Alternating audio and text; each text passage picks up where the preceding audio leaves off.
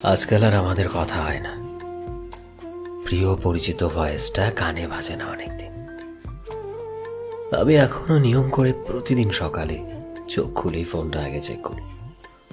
ফেসবুকে নোটিফিকেশন থাকে, তাকে ফ্রেন্ড রিকোয়েস্ট, থাকে নানান জনের মেসেজ। আমি রিকোয়েস্ট অপশনে গিয়ে তার নামটা খুঁজি। তার মেসেজটা না পেয়ে আমি হতাশ হই।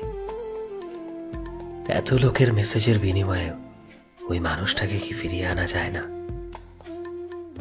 আমি রুটিন করে তার আইডিতে ঘুরে আসি, পোস্টে লাইক করি, কমেন্ট চেক করি।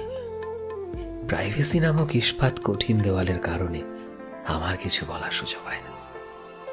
কি জানি, প্রাইভেসি হয়তো আমাকে বুঝিয়ে দেয় তুমি আর পাবে না আমাকে। এই এরিয়াতে তোমার জায়গা নেই। আমি প্রতিজ্ঞা করি যে তাকে ছাড়াই ভালো থাকব, তাকে ভুলে যাওয়ার জন্য ব্যস্ত হই।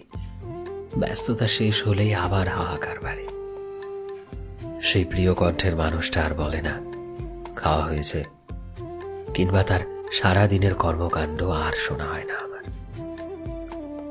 তার মন ভালো করার সুযোগ হয় না আমার। আজকাল আমি অনিয়ম করি, অসুস্থ হয়ে যাই, কেয়ারলেস হই। এখন আর কেউ ফোন দিয়ে বকাঝকা করে না। এখন আর কারো বকা খাওয়ার জন্য ইচ্ছে করে অনিয়ম করা হয় না। কেউ অভিমান দেখায় না।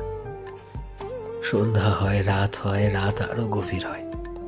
শোনো না, কি হয়েছে আজকে, এই বলে সারাদিনের ঘটনা কাউকে বলা হয় না। আমার চিঠি ফেলার ডাক বাক্সটা হারিয়ে গেছে।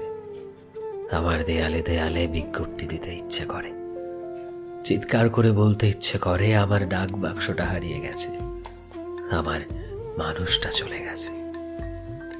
রাত বাড়ে, ফোনের চার্জ কমে, অথচ আমার জমানো কথার পরিমাণ রাতের পর রাত বাড়তেই থাকে প্রতিনিয়ত।